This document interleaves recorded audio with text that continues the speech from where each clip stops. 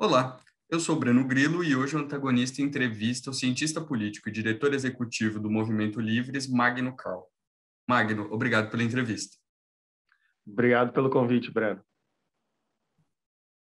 Magno, a primeira pergunta que eu faço nessa nossa conversa é: o Brasil vive novamente uma crise política, um presidente com a taxa de aprovação em queda e a taxa de rejeição cada vez maior. Começou a se veicular a ideia do semipresidencialismo. Você acha que essa é uma ideia que, se implantada no Brasil, pode funcionar, mesmo com o número de partidos que temos? É uma variável importante. A gente fala que o semipresidencialismo é o termo que tem sido adotado nas discussões na imprensa, no debate público, mas uma análise da minuta da PEC que está circulando por aí, porque a PEC é importante salientar, ainda não tem o número de apoiamentos necessário para tramitar. O que a gente tem é uma proposta de sistema parlamentarista. Em geral, o sistema parlamentarista induz a redução de partidos ou o agrupamento de partidos, porque a autoridade do primeiro-ministro, a autoridade do gabinete de ministros, a autoridade do governo propriamente dito, decorre diretamente da sua capacidade de exercer o poder no parlamento. Então, é uma possibilidade, é o que a gente observa em outros cantos do mundo. No entanto, a gente precisa lembrar que o Brasil tem algumas particularidades e o Brasil tem uma forma bastante peculiar de lidar com a política. Algumas das peculiaridades do Brasil é o tamanho do Brasil, a pouca tradição dos partidos políticos, a pouca organicidade dos partidos políticos e a fragilidade que os partidos têm no momento. Tanto que partidos nascem e morrem, o presidente da República vai de um partido para o outro, pode ir de um partido para o outro. Então, os partidos, de forma geral, né, dos 34, 33 partidos registrados no Brasil, a gente saberia tirar ali uns 6 ou 7 que têm uma determinação ideológica clara. Esses são problemas do Brasil. Outro problema bastante peculiar do Brasil é que a gente tem muita dificuldade em ter regras estáveis e permanentes regendo a política brasileira. A gente já está discutindo, por exemplo, a revogação da cláusula de desempenho. A cláusula de desempenho foi uma política adotada para tentar reduzir o número de partidos representados na Câmara Federal. Ela foi implementada pensando em diferentes passos para a sua força, né? Então a gente começaria com uma cláusula de desempenho mais baixa e ela ia aumentando gradativamente. A primeira eleição que a gente teve a cláusula de desempenho, ou seja, só o primeiro passo foi dado em 2018 e hoje já se discute se a gente seguirá ou não seguirá com essa ideia em 2022, ou seja, uma regra que a gente tinha pensado para implementar em 3, 4 eleições, a gente já está tentando modificá-la na primeira. Então, é difícil a gente falar em soluções para as crises no Brasil, para os problemas do sistema político no Brasil, porque a gente tem muito pouca constância, então cada dia a gente parece pensar numa solução diferente. Entendi. Eu gostei de um termo que você usou, que é o parlamentarismo, né? Que é a minuta do mar de parlamentarismo. Eu também, ao ler essa minuta, que o antagonista publicou com exclusividade ao longo da semana, eu também tive essa impressão de que parecia um regime um modelo de governo muito mais parlamentarista do que semipresidencialista, como a gente pode ver tanto na França ou até em Portugal. Me corrija se eu estiver errado, por favor. Mas no próprio relatório da minuta, no fim, é deixado bem em destaque que não é uma tentativa de parlamentarismo no Brasil, é meio que rechaça esse modelo. Por que você acha que isso aconteceu, essa ojeriza ao parlamentarismo? Provavelmente porque o parlamentarismo foi rejeitado nas urnas durante o nosso tempo de vida, né? Durante a vigência da Constituição de 1988, que, se a gente for pensar em constituições, é uma Constituição ainda jovem, o brasileiro teve a possibilidade de opinar via urnas, via o plebiscito, e rejeitou a opção parlamentarista. Como o antagonista tem muitos leitores bastante jovens, muito mais jovens do que eu, vale lembrar que em 1992 o Brasil teve um plebiscito sobre formas de governo em que o eleitor poderia escolher entre a república e a monarquia e entre o parlamentarismo e o presidencialismo, sendo que se você escolhesse a monarquia, seria uma monarquia parlamentarista, e se escolhesse a república, você poderia escolher entre a república presidencialista, que acabou vencendo por uma ampla margem, e a república parlamentarista. Talvez a escolha do termo semipresidencialismo e a colocação desse termo, olha, não é parlamentarismo, é presidencialismo, seja uma escolha política.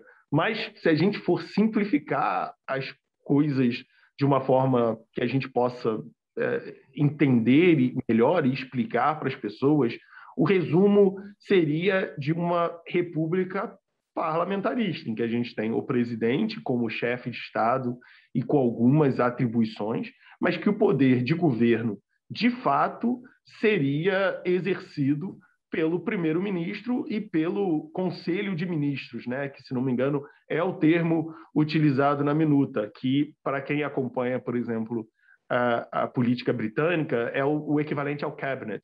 O cabinet do primeiro-ministro é o Conselho dos Ministros. É o conselho é a instituição que reúne os ministros, e esses ministros indicam, pelo menos na teoria, indicam o primeiro-ministro e determinam a posição que o primeiro-ministro defenderá publicamente. Então, as políticas do governo no dia a dia, viriam no dia a dia dos ministros que indicariam sua posição ao primeiro-ministro, que é um cargo que também seria criado de acordo com essa proposta de emenda constitucional. Sim. Ainda sobre a função do primeiro-ministro num eventual semipresidencialismo no Brasil, que a gente tem que deixar claro aqui para quem nos assiste, que é uma chance pequena de isso começar a valer num curto prazo. Ainda são necessárias muitas discussões, a PEC precisa ter as assinaturas necessárias, ainda está muito longe disso. É uma discussão que está sendo trazida muito por causa da crise política que a gente vive, já pensando nas eleições de 2022 também. Mas, voltando um pouquinho ao primeiro-ministro, pelo que eu li do texto, o projeto dá muitos poderes para o primeiro-ministro. Eu queria uma avaliação sua disso, inclusive com a possibilidade do presidente delegar 14 ou 15 funções, inclusive decretação de estado de defesa ao primeiro-ministro. E no papel, pelo que eu li, por favor, me corrija se eu estiver errado, basicamente vamos ter 2 presidentes. É verdade. E uma das prerrogativas do primeiro-ministro que mais me chamaram a atenção é a possibilidade de termos medidas provisórias. Então, poderes essenciais do presidente são transferidos para o Conselho de Ministros e para o primeiro-ministro. É importante que a gente fale sobre medidas provisórias, até porque tenta-se colocar o termo de semipresidencialismo, talvez para amenizar o peso de uma mudança desse tipo. Mas é importante a gente discutir. Não se trata aqui de fazer juízo de valor, pelo menos nesse momento, de parlamentarismo bom ou ruim, mas trata-se de explicar para as pessoas o peso real de uma mudança desse tipo. Seria uma mudança bastante considerável, uma mudança bastante importante. A gente transferiria alguns dos poderes mais importantes do presidente para o primeiro-ministro e para o Conselho de Ministros. Medidas provisórias são medidas importantíssimas, são medidas que têm efeito de lei imediatamente. É uma das funções que se transferia para o primeiro-ministro. A indicação dos chefes militares, a indicação de diplomatas, tudo isso seria também prerrogativa do primeiro-ministro. A apresentação de um programa de governo também. Então, é importante a gente dizer que a função de governo, de políticas públicas, seria transferida para o primeiro-ministro e para o seu conselho de ministros. A gente pode ver benefícios nisso também. A gente pode pensar, olha, o presidente só nomearia o primeiro-ministro depois que o primeiro-ministro reunisse uma coalizão majoritária no parlamento, que essa coalizão majoritária concordasse com um plano de governo, que assinasse um contrato, como se diz na política alemã, um contrato de coalizão, um contrato, um acordo que unisse essas forças políticas sob o guarda-chuva de um plano de governo. A gente costuma criticar as eleições presidenciais brasileiras por terem pouco conteúdo, por ter um histórico de que planos de governo são apresentados pelos candidatos à presidência apenas para cumprir uma exigência do TSE, geralmente tem muito pouca substância. Quem apresenta planos de governo acaba sendo uma vítima de ataques, né? Porque você especifica suas políticas públicas, enquanto os outros não especificam, então eles atacam as suas e você não tem a possibilidade de plágio, né? Exato, plagiam, copiam. A gente teve casos de 2 candidatos irem para o segundo turno e quando você vai olhar o plano de governo deles são apenas coletâneas de discursos soltos que eles tinham feito durante a campanha. Mas, então, a gente teria essa possibilidade. Um governo, necessariamente, de acordo com a minuta da PEC que a gente viu, um governo só seria formado quando um grupo majoritário no Congresso Nacional conseguisse fazer um contrato, conseguisse entrar num acordo sobre um determinado plano de governo. Esse plano de governo seria apresentado ao presidente da República e só então o presidente da República indicaria o primeiro-ministro que seria encarregado de implementar aquele plano de governo. Ao presidente da República caberia a função de chefe de Estado, mas as prerrogativas de governar seriam majoritariamente do primeiro-ministro. O presidente da República reteria a possibilidade da iniciativa legislativa, que é uma possibilidade que hoje o presidente da República tem, mas que outros órgãos, como o Supremo Tribunal Federal, também tem, né? A possibilidade de propor uma legislação ao parlamento. Isso continuaria com o presidente da República. O presidente da República poderia propor legislação ao parlamento ainda de acordo com esse projeto, mas a função de governar, de ter plano de governo e da maioria do exercício legislativo seria concentrado no cargo do primeiro-ministro. Uma outra dúvida que me veio ao ler a minuta é a questão da dissolução da Câmara dos Deputados, né? Porque o Conselho de Ministros pode ser dissolvido a qualquer tempo, tanto pelo primeiro-ministro quanto pelo presidente da República, inclusive com demissão do primeiro-ministro, e também as possibilidades do Congresso, pelo voto de confiança, pela moção de desconfiança e esses outros instrumentos, vamos chamar assim. Mas, trazendo um pouquinho o exemplo de Israel, que foi o mais recente, né? Que foram, se não me engano, 4 eleições em 2 anos ou 5 eleições em 2 anos. Se não me engano, foram 4. Mas com um modelo político totalmente diferente do nosso, um número de partidos menor do que o nosso.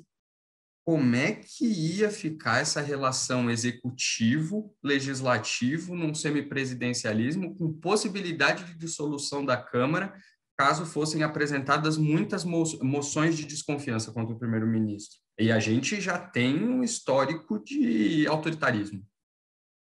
A gente tem um histórico de autoritarismo, a gente tem um histórico de conflito entre executivo e legislativo.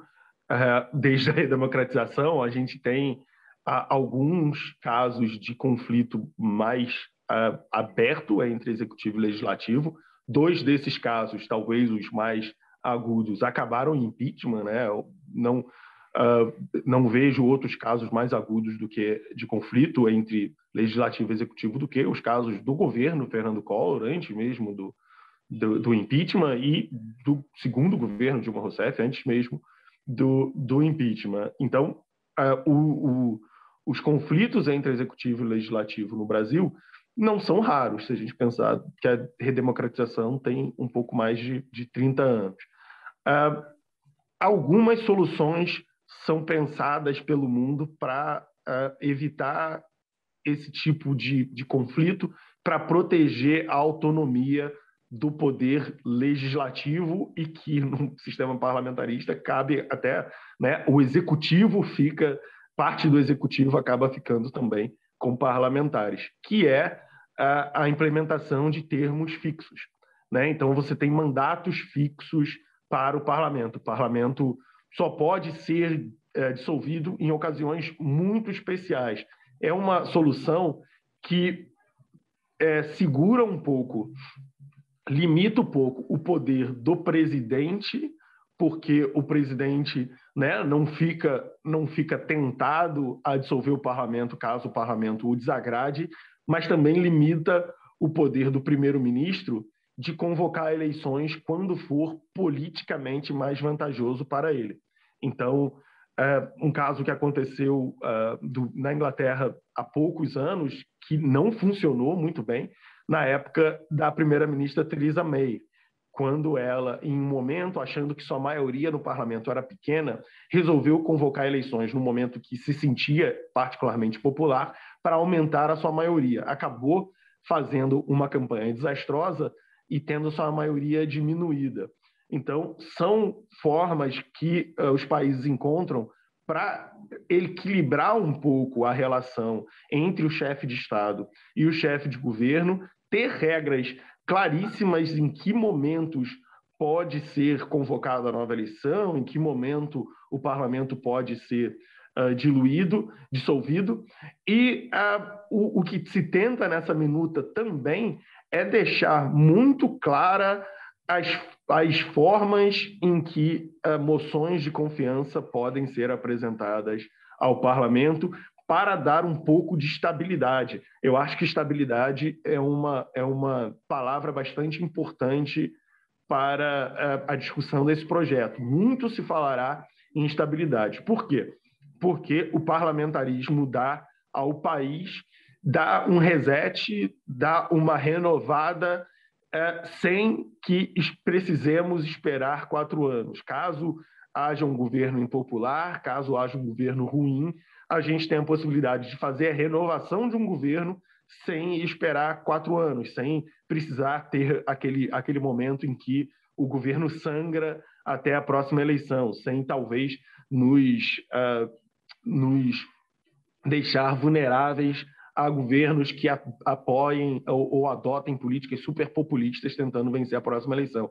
O próprio parlamento tem a capacidade de se renovar. No entanto, uma fraqueza do regime parlamentarista seria essa instabilidade, de termos tentativas de dissolver o governo, mas aí o próprio projeto coloca algumas imposições. Então, no primeiro ano não se pode apresentar moções de desconfiança e há um limite de 3 moções de desconfiança por ano legislativo, se não me engano, né? Exatamente. Que é aquele ano que começa no início de fevereiro e termina no final de dezembro, haveria um limite de apresentação de moções de desconfiança.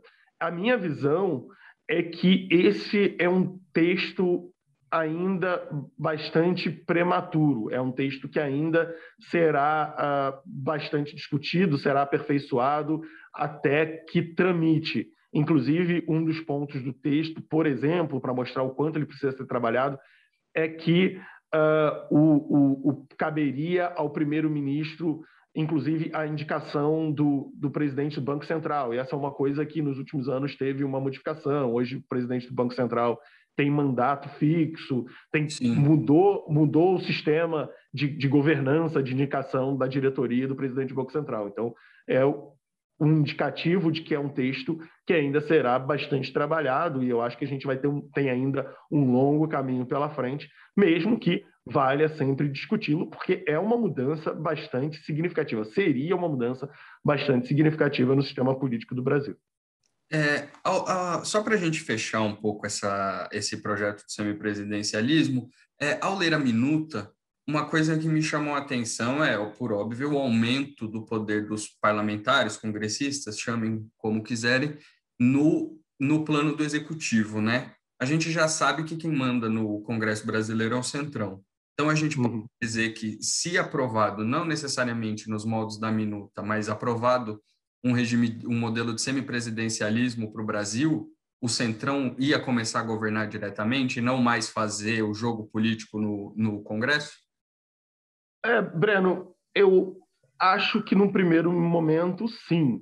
Num primeiro momento, quem está mais bem equipado para exercer o poder na Câmara dos Deputados, no Senado Federal, no Parlamento, é quem hoje já domina as formas de eleição para essas casas.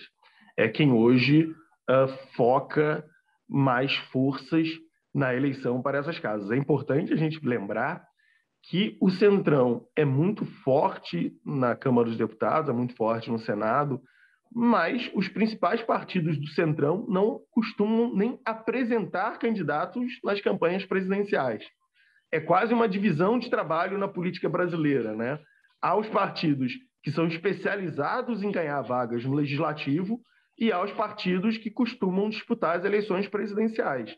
O PSDB, que é um protagonista nas eleições presidenciais desde 1989, não é um partido atualmente muito grande na Câmara dos Deputados e não é um partido conhecido por ser membro do Centrão. O PT tem a maior bancada da Câmara e, apesar disso, o seu poder é quase... E o PT é, inegavelmente, o partido de talvez maior protagonismo na política brasileira desde a redemocratização. No entanto, dentro do parlamento, a força do PT é rivalizada por partidos como o PP, que jamais teve um candidato relevante à presidência da República. Se não me engano, o último candidato apresentado pelo PP foi o Espiridião Amin, em 1994. O PL, que mudou de nome algumas vezes, era PR e que foi base do governo Lula, base do governo Dilma e hoje é base do governo Bolsonaro, também não é um partido de muito destaque nas eleições presidenciais, então há uma divisão de trabalho. Há partidos focados em ganhar vagas na Câmara e há partidos que disputam as eleições presidenciais. No longo prazo, pode ser que uma mudança do sistema político com o poder concentrado na Câmara dos Deputados force os partidos a recalibrarem as suas forças. Então, a eleição presidencial passaria a ser menos importante e a eleição proporcional para a Câmara dos Deputados seria, sem dúvida, muito mais importante do que é hoje. Então, haveria uma redistribuição da atenção dos partidos políticos, uma redivisão de prioridades, e eu acredito que os principais partidos brasileiros passariam a observar as eleições para o Congresso Nacional, que hoje já são inegavelmente importantes, mas como uma importância muito, mas muito maior do que a gente vê hoje. Outro ponto importante pensando em mudança legislativa, pensando em mudança do sistema brasileiro de governo, é o tempo. A gente não pode discutir em 2021 uma mudança no sistema político, uma mudança dessa magnitude para 2022 ou mesmo para 2026. Isso é um golpe. Isso é retirar do eleitor brasileiro um poder que ele exerce desde 1992, que escolheu em 1992 e que exerce de fato desde 1989, que é de escolher o seu presidente da República. Não há, da minha parte, julgamento de valor nesse momento sobre parlamentarismo ser melhor ou presidencialismo ser melhor, mas a gente precisa lembrar o eleitor brasileiro, os políticos brasileiros, da necessidade de a gente ter tempo e calma para discutir isso. A gente não pode utilizar uma mudança do sistema político importantíssima para solucionar uma crise política do governo Bolsonaro ou uma crise política de um eventual governo que tomará posse em 1º de janeiro de 2023.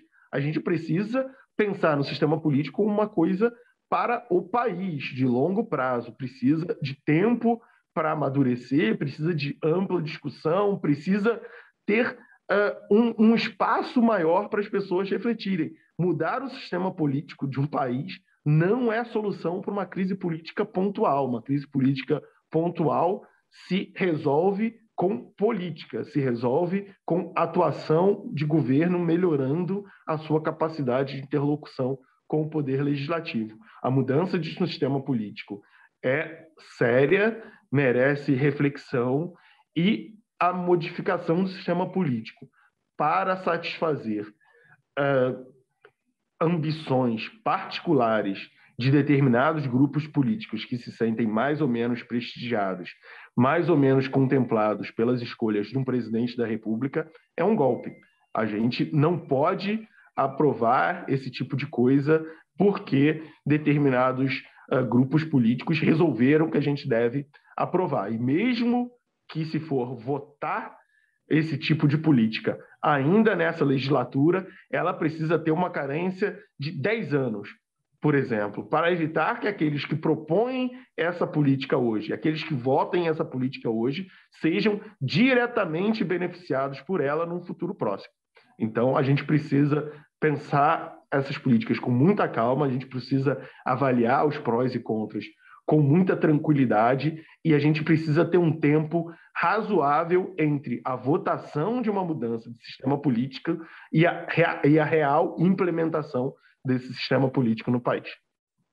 Eu gostei muito que você citou a crise política, né? Porque a história ajuda a explicar o presente e a mais ou menos balizar o futuro, né?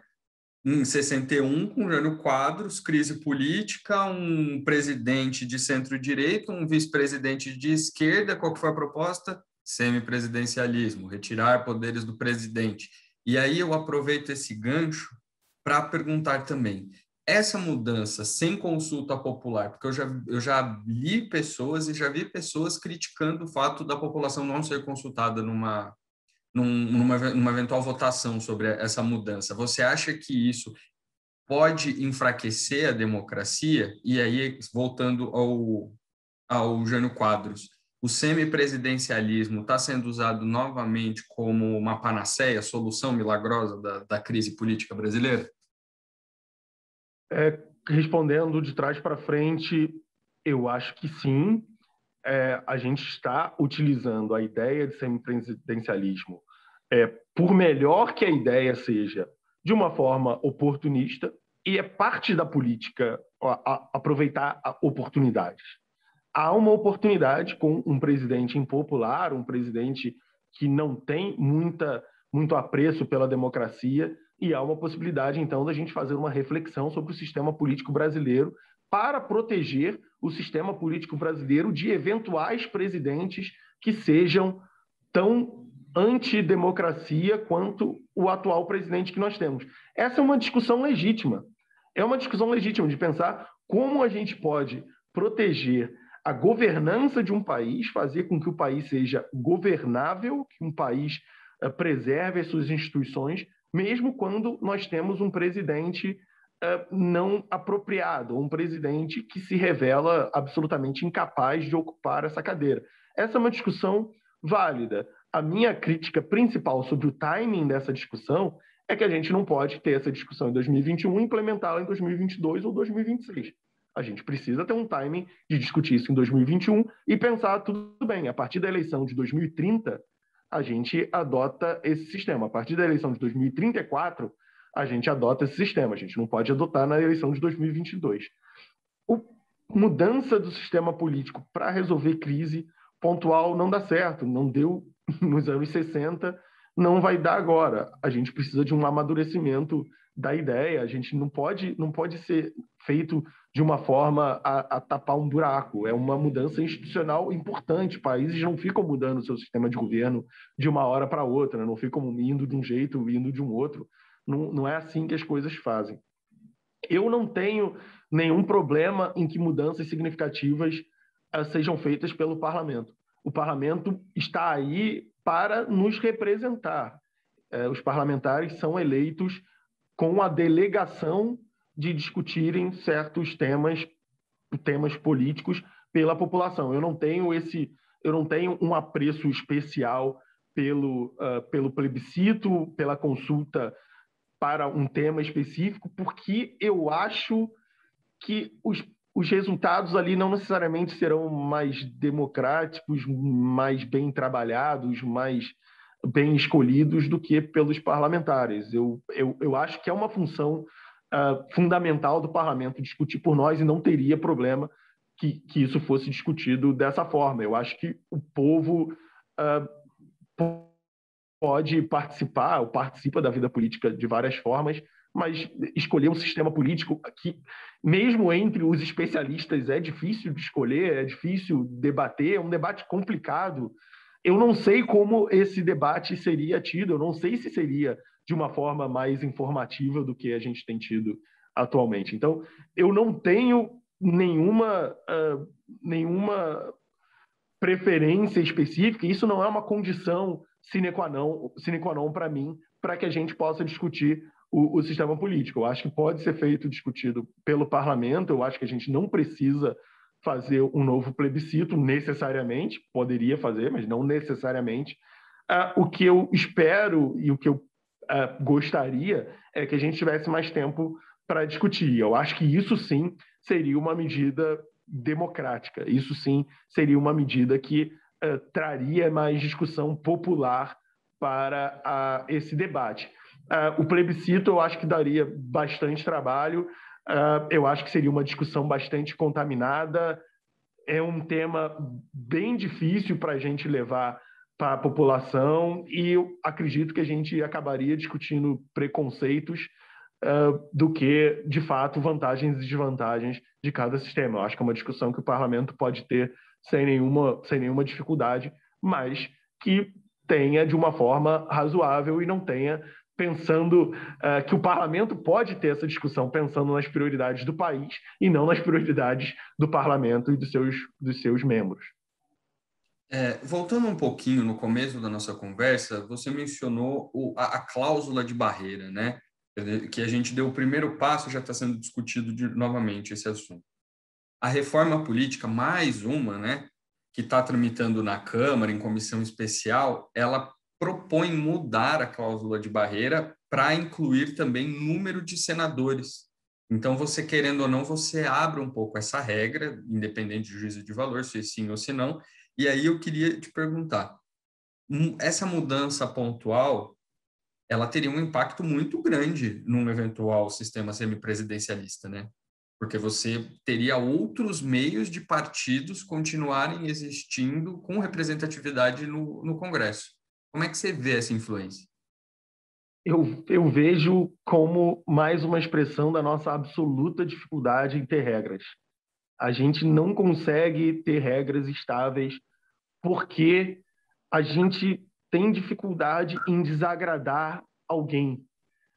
O sistema político tem muita dificuldade em olhar para parte da política e dizer: desculpe, a gente precisa melhorar o sistema, a gente decidiu que essa é uma forma de melhorar o sistema. Desculpa se lhe desagrada, desculpa se lhe dá mais trabalho, desculpa se isso vai gerar desconforto para você, mas essa é a regra que a gente acordou tem alguns anos, né? Então, o próprio parlamento brasileiro concordou com um número de medidas para melhorar a política brasileira, para diminuir o número de partidos, para tornar a governabilidade mais fácil, para que os debates sejam mais claros, para que os partidos sejam mais representativos da vontade popular. Isso não tem 5 anos. E agora, porque doerá em alguns partidos, porque alguns partidos não conseguirão superar a cláusula de desempenho, a gente já está pensando em revogar uma regra que a gente pensou para ser implementada ao longo de algumas décadas, não se passou uma década e a gente já está pensando em como revogá-la. Por quê? Porque contraria algum interesse político. E aí é muito difícil a gente falar em discussões sérias pelos representantes do povo. Na minha resposta anterior eu dizia: olha, eu acredito que o parlamento é capacitado para nos representar. A gente não precisa consultar a população sobre temas específicos o tempo todo. Ao mesmo tempo, a gente precisa enxergar uma fraqueza no nosso sistema político. Ele, para ser modificado, depende daqueles que se dão bem no atual sistema. Então, os incentivos me parecem muito claros, né? Se você é um deputado, você se dá bem nesse sistema. O teu incentivo para mudar o sistema que lhe recompensou é muito pequeno. E a cláusula de barreira coloca incômodos, coloca obstáculos para alguns daqueles que hoje têm cadeira na Câmara dos Deputados, principalmente. E aí, para os partidos políticos. E aí há uma mobilização para tentar modificar a cláusula de barreira, que, vale lembrar, ainda está no nível mais baixo. Teria um nível em 2022, outro nível em 2026. A gente tem incapacidade óbvia de adotar uma regra e seguir com essa regra. A gente fica sempre tentando agradar todo mundo. E a gente tem uma dificuldade também muito óbvia de fazer com que os políticos entendam que não dá para ganhar sempre, que para melhorar o sistema a gente precisa fazer alguns esforços e no meio desses esforços alguns sairão perdedores, alguns precisarão se adaptar.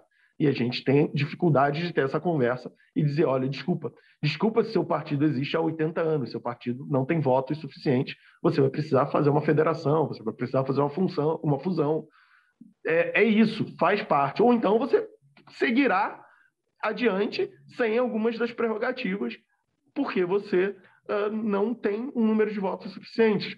É uma conversa que a sociedade precisa ter, mas é difícil a gente ficar tendo a mesma conversa o tempo todo, porque a gente não consegue adotar uma regra e seguir adiante com aquela regra. Outra mudança prevista na reforma política é a implantação do distritão em 2022, se ela for aprovada até outubro desse ano, a reforma for aprovada até outubro desse ano, distritão em 2022 com distrital misto a partir de 2024. Isso além das cotas para mulheres, a equiparação de cadeiras em questão de gênero, também há incentivo à questão de etnia e por aí vai. Mas focando em distritão e distrital misto, essa mudança gradual do sistema que nós temos para esses dois modelos, num eventual sistema semipresidencialista, principalmente o distritão, só ia reforçar os grandes caciques e no distrital misto acabar tendo uma confusão, né? O modelo de governo novo, com eleição em distrital misto, uma parte em lista, outra direta. Como é que ia ficar a cabeça do eleitor no meio de toda essa confusão?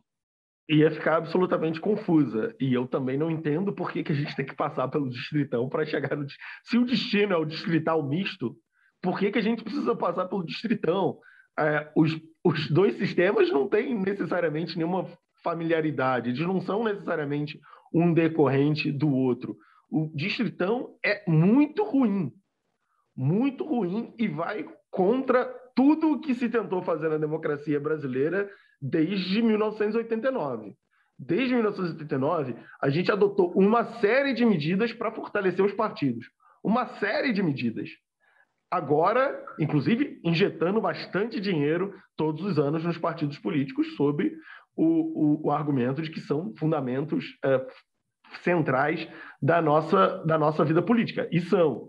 E, no entanto, se a gente adotasse o distritão, a gente jogaria isso tudo fora. Seria uma corrida de velocidade entre candidatos avulsos. Porque quem ganhar, ganhou. Quem tem mais voto foi, não tem nenhuma relação entre os partidos. Seria bastante ruim. E aí a gente chegaria, em 2024, num sistema que fundamentalmente tem os partidos como o seu centro. O que é uma absoluta loucura, mas que não me surpreende, porque a vida política e legislativa no Brasil é, de fato, quase sempre uma absoluta loucura. Eu não entendo o argumento pelo distritão, porque eu acho que é um sistema muito ruim, super personalista, os incentivos para campanhas milionárias são muito grandes, com o fundão indo para os presidentes dos partidos, tendo discricionalidade para distribuir esse dinheiro.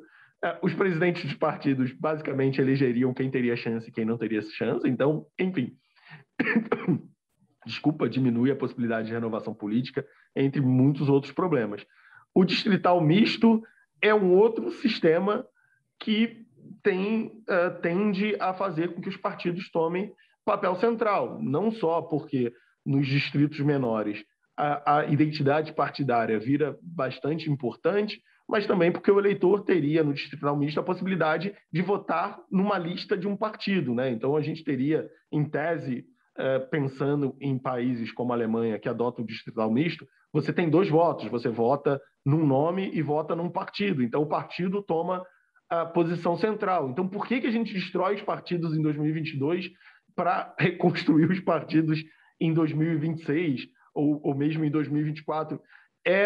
O que me parece é que estamos num momento de crise política, de um governo, de um poder executivo muito fraco na atuação junto ao parlamento, e o parlamento está tentando inventar, propor, discutir eventuais mudanças para que isso não aconteça novamente, mas está meio que um barata voa. O meu temor é que hoje quem detém o poder de maioria no Congresso, sabidamente os partidos do Centrão, utilizem dessa fraqueza institucional decorrente da loucura perpetrada diariamente pelo presidente da República para mudar o sistema e se beneficiar. A democracia brasileira é relativamente jovem e a sociedade brasileira construiu a duras penas. Eu temo que se use um momento de fortalecimento do legislativo bastante específico, dada a fragilidade do executivo, para que se teste ideias doidas. E aí, o distritão pode ser aquilo que a gente está vendo, né? A ponta do iceberg é a implementação do distritão, e a gente vai ficar um tempão discutindo o distritão, porque é a forma de eleger deputados, mas, ao mesmo tempo, a gente acaba entubando uma série de outras mudanças que a gente não quer ver. Diminuição da fiscalização dos gastos dos partidos políticos, o aumento do fundo partidário e do fundo eleitoral, a diminuição da fiscalização das campanhas, a diminuição da fiscalização das contabilidades, das formas que os partidos podem utilizar os recursos públicos que recebem. Então, há outros pontos também que a gente precisa prestar atenção. No entanto, a mudança no sistema de eleição para o legislativo pode chamar tanta atenção que, no meio dessa confusão toda, os políticos podem acabar entubando uma série de mudanças que a sociedade brasileira rejeita, mas vai tudo no mesmo pacote, e quando a gente vê, como foi no caso da votação do fundão eleitoral na semana passada, já passou. Quando a gente vê, já são 6 bilhões de reais no meio de uma crise econômica, de uma crise política, no meio de uma crise de saúde pública para financiar campanhas políticas. Magno, há mais alguma coisa que a audiência de O Antagonista precisa saber? Breno, a audiência do Antagonista precisa saber, e até por ser uma audiência mais qualificada do que a média dos brasileiros, a gente conta bastante com esses espectadores, esses leitores mais qualificados, para conseguir observar um pouco mais nas entrelinhas, né? A gente não ficar só olhando a ponta do iceberg, né? A gente passa muito tempo falando das ações do Poder Executivo, das grandes pautas, enquanto outras pautas estão passando por aí. Acho que é importante a gente prestar um pouco mais atenção naquilo que não se vê, né? No enfraquecimento das regulamentações, dos controles sobre os partidos políticos, dos controles sobre os caciques partidários, a concentração de poder dos caciques partidários que vem acontecendo, e junto com isso a concentração de dinheiro nas mãos dos caciques políticos. É importante que a gente pense nos efeitos verdadeiros do aumento dos gastos de dinheiro público nas campanhas políticas. Não estão democratizando os gastos, não estão democratizando os recursos. Estamos concentrando o dinheiro na mão dos caciques políticos. É importante a gente lembrar o caso do MDB do Rio de Janeiro em 2018. Recebeu o fundo eleitoral para, em tese, democratizar o acesso aos recursos, fazer com que pessoas que não têm padrinhos fortes pudessem ter recursos para suas campanhas, mas entregou o dinheiro para o filho do Sérgio Cabral, para a filha do Eduardo Cunha, para os filhos do Jorge Pisciani. Então, a gente, ao entregar 6 bilhões de reais, por exemplo, aos partidos políticos, a gente está dando aos controladores dos partidos políticos o poder de vida ou morte para aqueles que se candidatarão. Então, é importante que uma audiência qualificada de pessoas que estão interessadas em política e que têm interesse em seguir esses temas olhem além daquilo que está na superfície, além daquelas intenções que os políticos dizem ter e vejam os reais efeitos do que está acontecendo. Então, é importante cada vez mais, e a partir de agora, até a eleição de 2022, haverão inúmeros casos desse tipo, que a gente tente olhar um pouco mais profundamente, um pouco além da superfície, porque a gente construiu esse sistema democrático com muito suor durante muito tempo e a gente tem visto algumas tentativas de enfraquecê-lo. Magno, muito obrigado por sua entrevista. Hoje o antagonista entrevistou o cientista político e diretor executivo do Livres, Magno Carl. Muito obrigado. Obrigado, Breno. Obrigado pelo convite, Breno. Um abraço. Um abraço. Tchau, tchau.